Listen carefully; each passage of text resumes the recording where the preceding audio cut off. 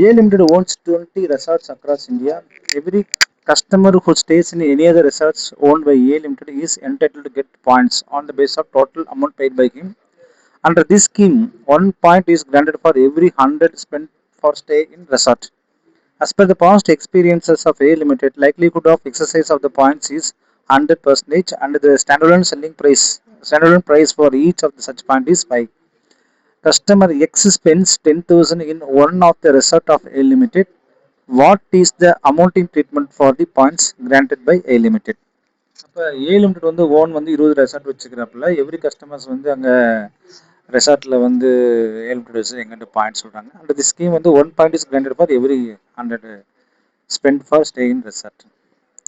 அப்போ பார்த்தீங்கன்னா answer to explanation சொல்கிறாங்க. According to India's 115 para B40, if a contract grants a customer an options to acquire additional goods or services that gives customers a material right, it must be treated as a separate performance obligations.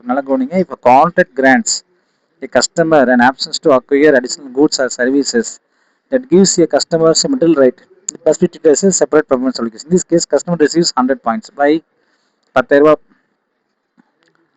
அப்போ standard selling price of each பாயிண்ட்டுக்கு வந்து 5 ரூபா.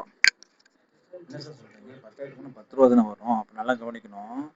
இப்போ 1 point granted for every 100 spend. 1 point, ஆனால் இப்போ இவர் எவ்வளோ பண்ணுறாரு, 1 பாயிண்ட் 100 ஸ்பெண்ட். அப்போ 10,000க்கு டிவைட் பை 100 போட்டால் எவ்வளோ அப்படின்னு கேட்குறாங்க. அப்போ past experience the likelihood of exercise the point is 100% அந்த standard price of each point ஒரு பாயிண்ட்டுக்கு 5 ரூபா. அப்போ இவருக்கு எத்தனை பாயிண்ட் கிடைக்குதுன்னு பார்த்தீங்கன்னா 100 பாயிண்ட் கிடைச்சிருக்கு. 10,000க்கு 100 பாயிண்ட்ஸ், கஸ்டமர் ரிசீவ்ஸ் 100 பாயிண்ட்ஸ். அப்போ ஒரு பாயிண்ட்டுக்கு 5 ரூபா 500 ரூபா கிடைக்குது. அப்போ ஸ்டாண்டர்ட் செல்லிங் ப்ரைஸ் வந்து அப்போ ரூம் ரெண்ட்டு 10,000 ரூபா, பாயிண்ட் எவ்வளோ 500 கிடைச்சிச்சு. அப்போ டோட்டல் எஸ்எஸ்பி வந்து 10,500 ரூபா. அப்போ 10,500 ரூபா அப்படின்னு பார்த்தீங்கன்னா ரூம் ரெண்ட் எப்படின்னா 10,500க்கு 10,000 10,000க்கு எவ்வளவு, அப்போ பாயிண்ட்ஸுக்கு எவ்வளவு, அப்போ 420. ஏன்னா 10,500 வேல்யூ, நீங்கள் எவ்வளோ தான் வாங்குறீங்க, 10,000 தான் வாங்குறீங்க. இப்போ 10,000க்கு எவ்வளோ, ஆக்சுவலாக 10,500 வேல்யூப்பா. ஏன்னா அந்த பாயிண்ட்டு சேர்த்து 10, அப்போ 10,000 நீங்கள் சார்ஜ் பண்ணுறீங்க. அப்போ நீங்கள் சார்ஜ் பண்ணுறீங்க 10,500 ரூபாய்க்குன்னா அப்போ ரெவென்யூ எவ்வளோ ரெக்கக்னைஸ் பண்ணலாம் தான் இப்போ கேள்வி. புரியுதுங்களா? அப்போ very simple, 10,000 divided by 10,500 into 10,000. அப்போ 95 24 அப்படின்றது தான் ரெவென்யூ நீங்கள் ரெக்கக்னைஸ் பண்ணிக்க ரூம் ரெண்ட்டுக்கு. இந்த லாயல்ட்டி பாயிண்ட் சொல்லுவாங்க, கஸ்டமர் லாயல்ட்டி பாயிண்ட் சொல்லுவாங்க. அது வந்து பார்த்தீங்கன்னா 476 ரூபா. அப்போ இது கஸ்டமருடைய ஸ்டே அமௌண்ட் வந்து பார்த்தீங்கன்னா 10,000 ரூபா இருந்தாலும் அவங்களோட பாயிண்ட்டுக்கு 5 ரூபா வாங்கினால 10,500 ரூபா. ஆனால் 10,000 ரூபாய்க்கு 10,000 தான் வாங்குறோம். நம்ம அந்த அலோகேஷன் வந்து ரூம் ரெவென்யூவாகவும் பாயிண்ட் அலோகேஷன் இதுவாகும். That is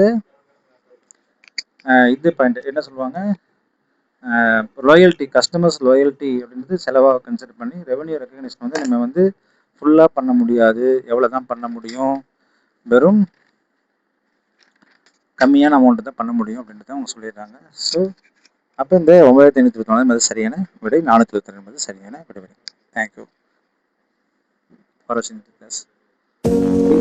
Please share and enjoy these classes. Thanks, students.